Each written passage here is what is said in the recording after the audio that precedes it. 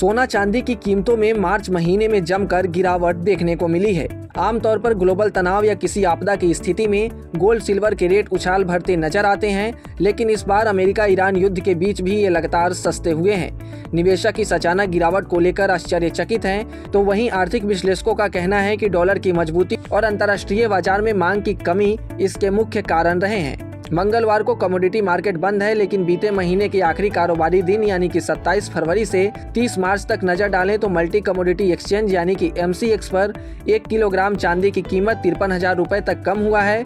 वहीं दूसरी ओर सोने का वायदा भाव भी 18,000 रुपए प्रति 10 ग्राम से ज्यादा फिसल चुका है।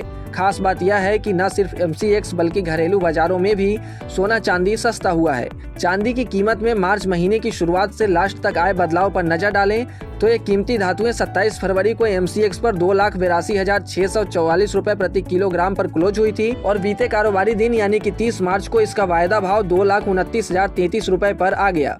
इस हिसाब से कैलकुलेशन करें तो महीने भर में चांदी 53,611 रुपए प्रति किलोग्राम सस्ती हुई। सिर्फ चांदी का भाव ही नहीं टूटा बल्कि सोना भी सस्ता हुआ है।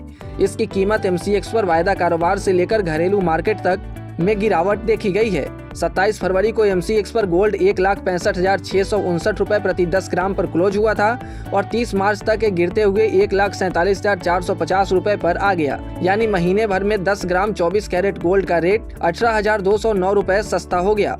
MCX के अलावा अगर बात घरेलू मार्केट में चांदी की कीमत में आए मंथली बदलाव के बारे में करें तो इंडियन बुलियन ज्वेलर्स एसोसिएशन की वेबसाइट यानी कि IBJA.com के मुताबिक पिछले फरवरी महीने के आखिरी कारोबारी दिन घरेलू बाजार में चांदी 2,66,700 रुपए प्रति किलोग्राम पर बंद हुई थी, लेकिन सोमवार को ये 2,30,135 रुपए प्रति किलोग्राम पर बंद हुई।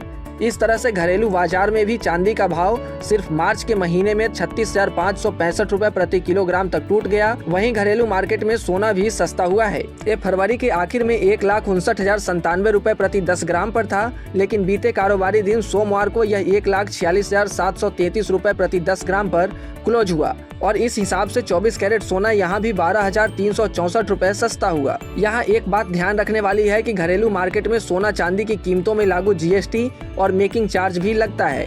इनके जुड़ने के बाद कीमतों में इजाफा देखने को मिलता है। अब सबसे जरूरी बात कि आखिर वो क्या कारण रहे जिससे कि सोना चांदी गिरते रहे, जो ग्लोबल टेंशन के बीच चांदी और सोने की कीमतें चढ़ने की बजाय लगातार टूटती हुई नजर आई। तो बता दें कि मिडिल ईस्ट युद्ध के बीच कच्चे तेल की कीमतों में तगड़े उछाल इसका सबसे बड़ा कारण रहा।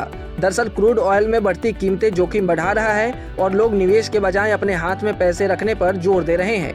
दूसरी ओर US फेड के पॉलिसी रेट स्थिर रखने के अलावा अमेरिकी डॉलर में मजबूती ने सोना चांदी के भाव पर दबाव बढ़ाया है। अब आगे की चाल की बात करें तो मार्च में आई गिरावट के बाद अब सोना और चांदी की आगे की चाल कई अहम फैक्टर्स पर निर्भर करेगी।